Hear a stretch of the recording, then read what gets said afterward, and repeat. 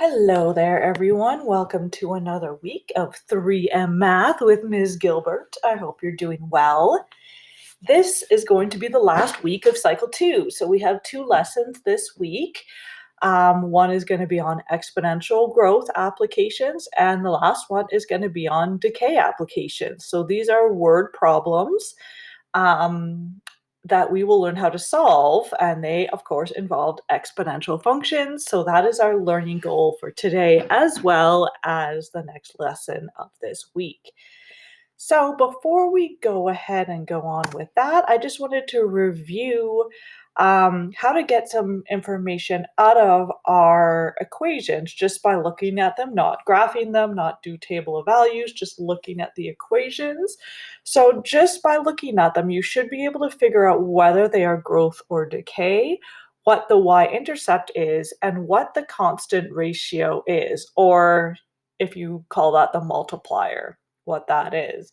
So if you remember growth or decay, I'm going to fill this in as I go along as well. Growth or decay is really based on what this number is in the brackets. It's the base of the exponent part. So we have the x is the exponent, the number that it's tagged to, it is the base. So remember, if it's between 0 and 1, like this guy is, that means it's a decay, so it's going to go down.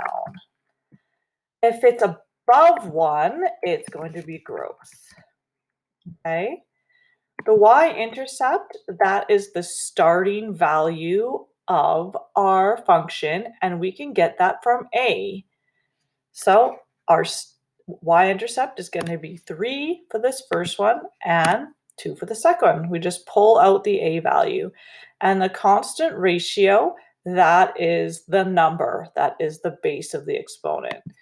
So our constant ratio in this one is going to be 0.6, and that makes sense that this is a decay, because if you multiply something by 0.6, it's going to decrease, and that's why these are decaying functions.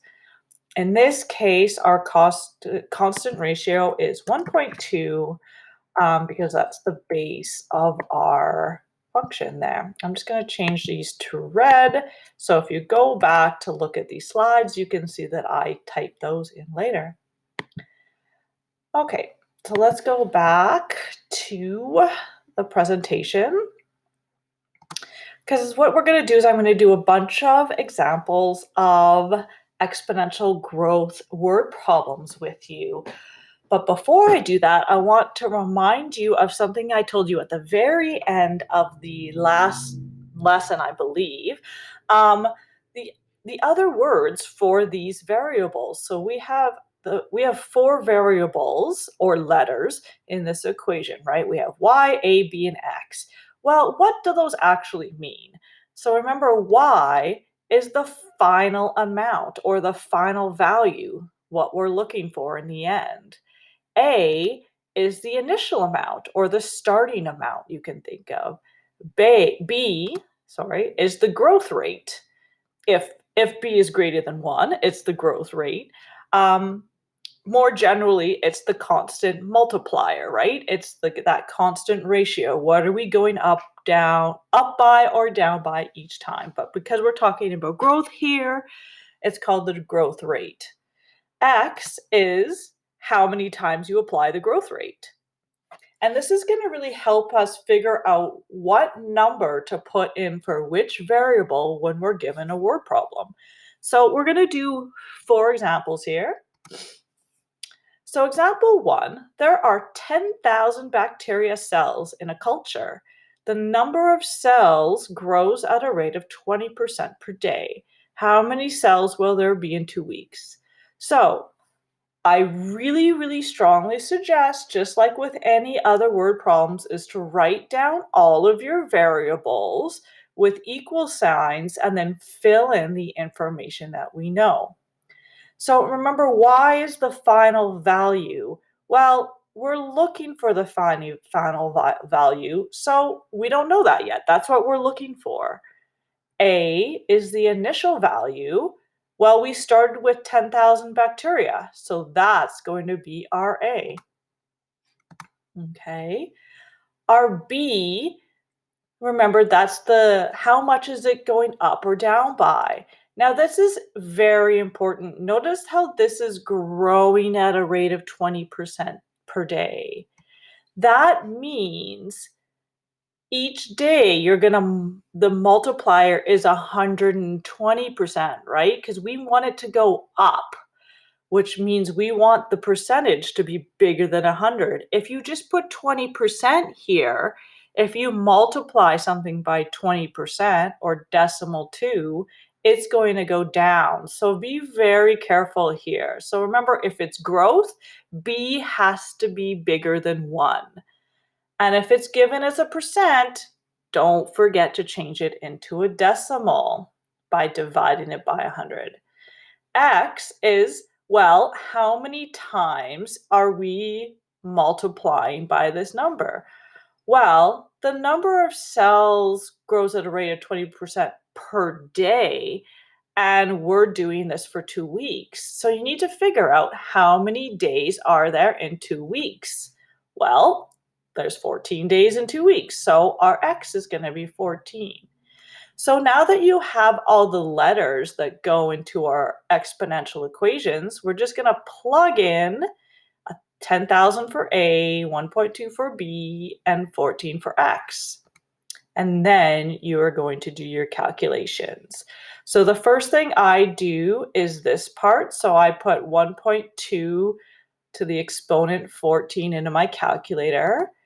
It should come out to something around 12.839. Please, please, please, you're getting that in your calculator. And if you're not, let me know and we can figure out how to get that done in your calculator. Hopefully you have figured out which button to use for your calculator. It's different on everyone's. Once you have that number, now you just multiply these two numbers together to get the final answer. Now, I know when you multiply these, you get like a billion decimal places normally, but we're counting number of cells, which means it has to be a whole number. So remember, even if you have decimal 1 or decimal 9, you always have to round down when you're counting whole numbers because you can't have a fraction of a cell, okay? So therefore, we always write a therefore statement for a word problem. So therefore, there will be 128,391 cells in a week. Oh, that should be 2 weeks. I changed that. I changed the problem. So 2 weeks later. Okay. Hopefully, there won't be other problems. Okay, I'm just gonna go through this. Oops. Okay. So that's how we do that one. We're going to do 3 more examples. So this will be similar. So we have a sculpture because you want to buy art and you're cool like that. A sculpture is worth $900 and increases in value by 6% every 2 years. How much will it be worth in 6 years? So again, remember, y is our final value. So that's what we're looking for. So we're going to put a question mark there. A is our initial value, so that's 900. B is how much is it going up by? Well, if it goes up by 6%, that means we're going to multiply by 106%, which is 1.06 as a decimal. Okay, X, remember, is how many times are we applying this by? Well, remember, this increase only happens every 2 years. So you have to figure out how many 2-year cycles are there in 6 years. Or you could think number of 2-year groups. So in 6 years, it's going to double 3 times, right? Or not double, but increase in value 3 times. Okay, so now we have those numbers and we're going to throw them into our equation. So we get 900 for A, 1.06 for B, and 3 for X. You're going to put 1.06 to the third into your calculator. You should get something around 1.19, and then you finally multiply that by 900 to get our final answer. Now, remember, because we're looking at dollar values, you need to round to 2 decimal spots. So Therefore, the sculpture will be worth $1,071.91 in 6 years. Okay, example 3 is a little bit different. Um, you're going to figure out what x is. What does this exponent have to be for 4 to the something to get to 26? Well, what we do, we guess and check. First, try to use any information you already have. So for example, you should know that 4 squared is 16 and 4 cubed is 64. So it has to be somewhere between 2 and 3. And so you just start trying putting stuff into your calculator. So I put 4 to the exponent of 2.1. That gave me 18.37. So then I moved up to 2.2. That gave me 21.11. It's not quite at 26, so I'm going to keep going. 4 to the 2.3 gives me 24.25. Okay, let's keep going. 2.4 equals 27.86. So that's too high. So that means it has to be somewhere between 2.3 and 2.4. So then you go back and start guessing again. I, go halfway between 2.3 and 2.4. So 4 to the 2.35 gives me 25.99. So that's really, really close to 26. So that's just too low. So let's go up one more step just to see if I can get closer. Okay, so 4 to the 2.36 gives me 26.35. So that's too high. So this is going to be our closest that we've gotten to because it said accurate to 2 decimal spots. So I don't need to go another decimal spot here. So we're going to pick that as our answer. It's the closest, and so that's going to be our answer. Okay. So this is all about guessing and checking. This is not going to be on any of the quizzes or anything. I know you guys can guess and check. If you do math next year, you'll actually learn the real way to solve this. But this is really just about using your number sense, isn't it? So let's do one more example question that involves both those things. Finding a final number and then applying that guess and check. So example 4, we have a population of Centersville was 6,191 in 1990, and it has grown by 5% each year since 1990. What was the population? What was the population in 2010? Okay, so let's go back. Okay, so again, we don't know what the population is, so Y is going to be question mark. A is the starting value, so 6,191. B is how much is it growing by? Well, 5%. But remember, that means 100 and, oh my goodness, Alyssa. Ms. Gilbert, I should say. Okay, so I'm just going to do this here, guys. I forgot to change it. Okay, so it's going to be 105% or 1.05, and then X is the number of years since 1990. Well, from 2010 to 1990, that's 20 years. So our X is going to be 20. So our A is 6191, our B is 1.05 to the 20th. So I'm going to recalculate that. So 1.05 to the 20th is 2.65-ish. And then I'm going to multiply that by 6191. So that gives me 16,426. Now it does go 426 decimal 5666, but since we can't have 0.56 of a person, we always have to round down when we're counting things with whole numbers. So therefore, the population was 16,426 in 2010. Okay, let's see if I fixed it for the next slide. You guys miss me making mistakes during class? It's really helpful to help you learn because you see me making mistakes all the time. Okay, so part B of this question. Mm, Oh, wait. What happened there? Oh no! Part B. Oh yeah, that was right. I just didn't animate it, so that's okay. Let's just go through this.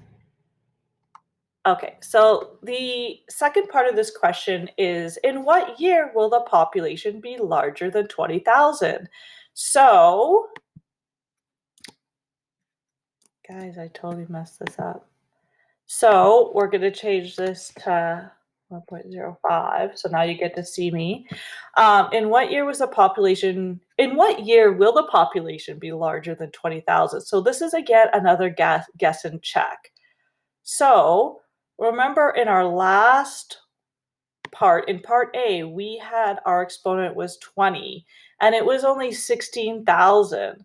So that means it has to be bigger than 20.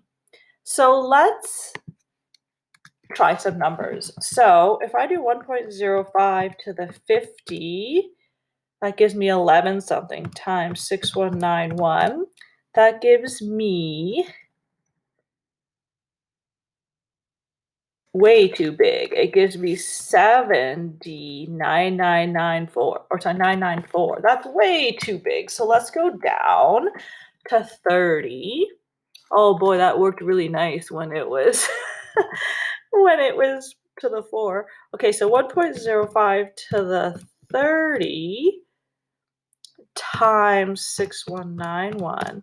That gives me 26,000. So 26,757. So that's too high. We're getting closer. Still too high.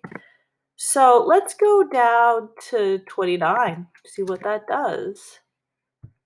Let's see, 1.05 to the 29th times 6191. Okay, that's way not enough. So you really just have to keep doing this over and over again. Still too high, still too high. So what should we try next? Maybe I'll go down to 25 and see what that does, right? I'm just going to erase this and see what to the 25th gives me. So 1.05 to the 25th times 6191.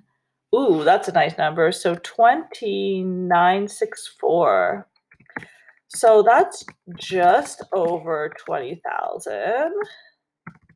But let's see if we try one more step down just to make sure, because maybe 10 to the 24 will be even better. And because we're doing which year, you don't have to go into decimal spots. So 1.05 to the 24th times 6191. Oh, no, that's too low. So 19,966. So that's too low. So that means the year that we go over 20,000 must be the 25th year. So therefore the population will be over 20,000, 25 years after 1990. So in 2015. Sorry guys, I forgot to change that decimal spot, which means you had to see me think that out, but that's okay. Okay, so you try questions. There are some questions up on Brightspace, and I have posted the solutions as well. I posted those as PowerPoint slides because I had already had them done in that way, but you might not see that for the next lesson. And finally, once you feel comfortable with that, you have a quiz, 2.13 quiz on Brightspace. It's only 5 marks, so you can go ahead, try that. And don't forget, you can do those quizzes twice. Okay, that's it for today. I will see you next time. Bye bye.